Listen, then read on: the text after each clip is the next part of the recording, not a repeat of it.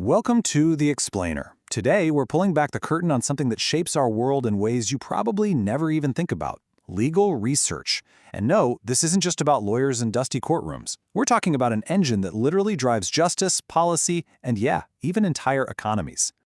Okay, let's kick things off with this classic saying. It really gets to the heart of what we're talking about today. See, the real power isn't about knowing a million different rules off the top of your head. It's about knowing how to find the one rule you need right when you need it. And that skill, that's legal research. And forget about just dusty old books. We're talking about a living, breathing force for justice. It's the ultimate equalizer, you know? It's the very thing that lets a regular person stand on equal footing with, say, a powerful government. But how does that actually work in the real world? So we're going to break this down into three parts. First up, we'll see how research acts like a shield. Then we'll look at it as a blueprint for building a better society. And finally, we'll see how it's a compass that helps us navigate some really tricky situations. All right, so first, let's talk about research as a shield. This is where it gets really personal, where you see it protecting individual human rights, often when things are at their absolute worst. Just imagine this for a second. It's a terrifying scenario. Someone gets locked up by the police. No charges, no case, nothing. Days go by. They can't call anyone. They're totally cut off, completely helpless. What do you do? I mean, what can you do? Well, this is where the lawyer gets to work. They don't panic, they start digging. And what they find is a specific legal tool, a petition called habeas corpus. Basically, it's a legal demand to bring the person before a judge. And the research shows that the high court can step in right now and send an officer, a bailiff, to go and physically get that person out of there. And boom, that right there shows you the power we're talking about. One little piece of research becomes the key that unlocks a door that seemed welded shut. It literally saves someone's life and liberty, all by forcing the system to play by its own rules. But it's not just about one person at a time. The power of this shield gets way bigger. Research can actually help fix the entire system when it's broken, tackling the root causes of injustice. Think about this. For ages, everybody thought eyewitness testimony was the absolute best evidence you could get. Gold standard, right? But then researchers started digging into old cases and they proved, wow, eyewitnesses are wrong a lot. This research changed everything. It forced courts to be way more careful, to demand a higher standard of proof, and to lean more on solid stuff like DNA evidence. You can just imagine how many innocent people were saved from going to jail because of. Okay, so we've seen the shield. Now let's scale up.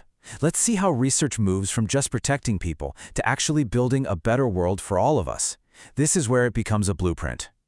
All right, here's another real-world scenario. You've got a village, and a big factory is just dumping poison into their water supply.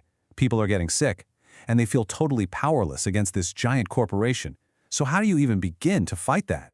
This is where things get really clever. A lawyer starts researching and connects two ideas that you might not think go together. They find this huge landmark case, the Shala Zia case. And what that case did was argue that, hey, the right to life in the Constitution doesn't mean much if you don't also have a right to a clean environment. All of a sudden, an old law had this brand new, super powerful meaning. And the result? It wasn't just a win for that one village. It created a legal blueprint for the whole country. That single argument set a precedent, basically a new rule for future judges to follow. So now, any community facing the same problem can use that blueprint to fight back and protect themselves. And this blueprint idea, it can go global.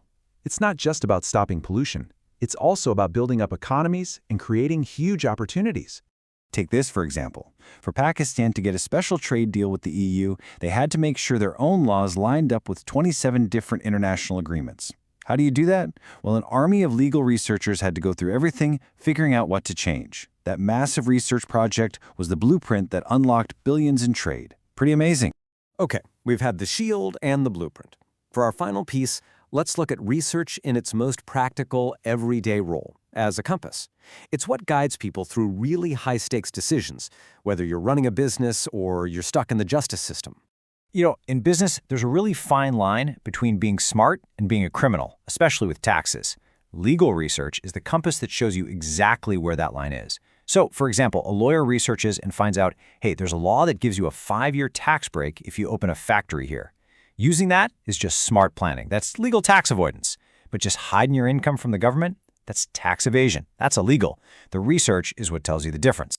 Now, let's take it to the courtroom. Your client has been accused of a crime. Emotions are through the roof. They're swearing they're innocent and they want to fight it all the way. But as a lawyer, you have to ask, what does the research say?